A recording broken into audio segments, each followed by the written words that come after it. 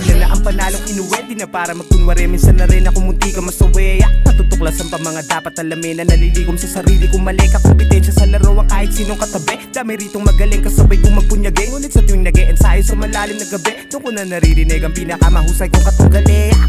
Kaliwat ka na nakatugtog, malaking kahang nagagundong. Sulitin ang pagkakataong to, nakatutok na lahat sa iyong pagtungtong. Kaliwat ka na nakatugtog, malaking kahang nagagundong.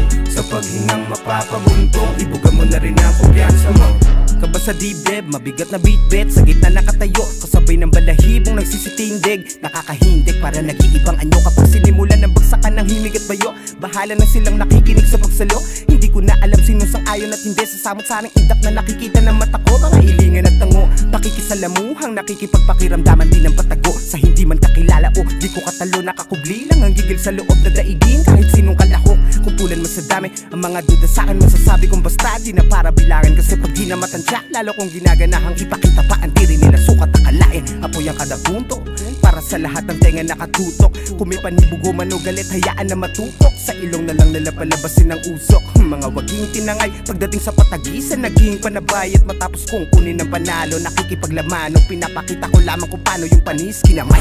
Kaliwat ka na nakatugtog, malaking kahang nagagundong. Sulitin ang pagkakataong to, nakatutok na lahat sa iyong pagtungtong. Kaliwat ka na nakatugtog, malaking kahang nagagundong. Sa paghingang mapapabuntong, ibuga mo na rin ang kumpiyansa mo.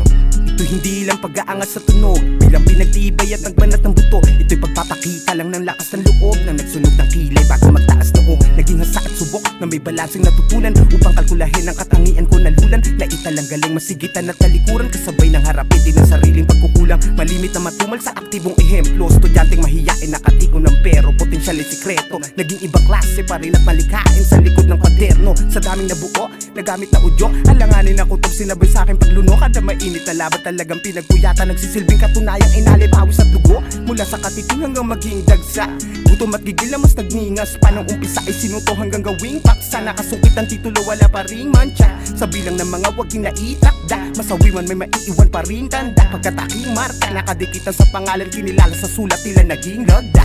Kaliwat ka na nakatugtog, malaking kahang nagagundong. Sulitin ang pagkakataong to, nakatutok na lahat sa iyong pagtungtong.